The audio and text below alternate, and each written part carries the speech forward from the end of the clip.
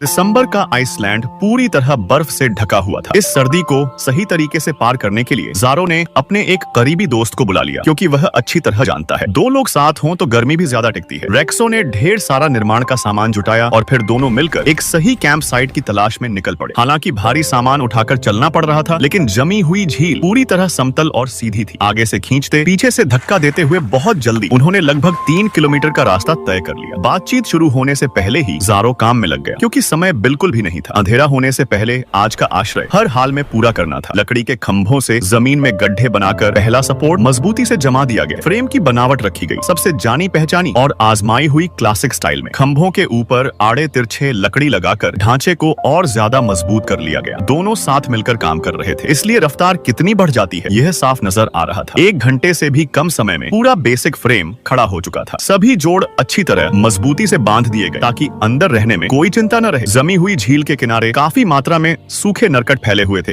दीवार बनाने के लिए, बिल्कुल परफेक्ट। इस्तेमाल का तरीका भी पूरी तरह सीधा था। इन्हें लाइन में सजाकर सिर्फ रस्सी से बांध दो, काम पूरा। इस बार कोई जोखिम नहीं लिया गया, क्योंकि इस साल की ठंड पिछले सालों से कहीं ज्यादा थी, इसलिए हर कोना अच्छी तरह ढक दिया गया और अंदर जमी बर्फ पूरी तरह हटा दी गई। रात होते ही ज़ारो ने जल्दी से आग जला ली। इस समय दोनों ने गर्मी का असली एहसास पाया। हालांकि कैंप अभी पूरी तरह तैयार नहीं हुआ था, फिर भी एक रात गुजारने में कोई दिक्कत होने वाली नहीं थी। उनकी बस एक ही उम्मीद थी कि आज रात बर्फीला तूफान ज्यादा तबाही न मचाए। कुछ टुकड़े मांस को आग पर सेंक लिया गया और एक थका देने वाला दिन धीरे धीरे खत्म हो गया और आंख खुलते ही दूसरा दिन शुरू हो गया। पिछली रात उन्होंने कैसे बिताई यह कोई नहीं जानता, बस एक बात तय थी, आज इस आश्रय को पूरी तरह अपग्रेड करना ही होगा। इसीलिए फिर से अच्छी क्वालिटी की लकड़ी जुटाई गई और उन्हें काट कर तख्तों में बदलना शुरू किया गया। हाँ, ठंड में जमी जमीन को अब लकड़ी से ढकना जरूरी था, तभी आराम का स्तर काफी बढ़ सकता था। नीचे बिछाई गई नरकट की एक परत, उसके ऊपर एक छोटा नरम कंबल और दरवाजे के सामने चीड़ की पत्तियों की परत फैला दी गई। अब हाथ से बने इस शेल्टर का काम लगभग पूरा हो चुका था, लेकिन बर्फीला तूफान इतना भयानक था कि सामने एक और दीवार की जरूरत पड़ गई। वह दीवार होने से गर्मी ज्यादा देर तक अंदर बनी रह सकती थी। तरीका वही पुराना था। पहले बेसिक फ्रेम तैयार किया गया, फिर उसमें नरकट भर दिया गया। अब इसे देखकर क्या पहले से कहीं ज्यादा भरोसेमंद नहीं लग रहा? यहाँ तक कि अलग दरवाजे की भी जरूरत नहीं पड़ी। एक स्कार्फ टांग देने से दरवाजे का काम हो गया। अंदर रहने का अनुभव भी काफी बेहतर महसूस हो रहा था। तो तुम्हें क्या लगता है, क्या ऐसा हाथ से बना शेल्टर शून्य से कई दर्जा नीचे की इस भयानक ठंडी रात को झेल पाएगा?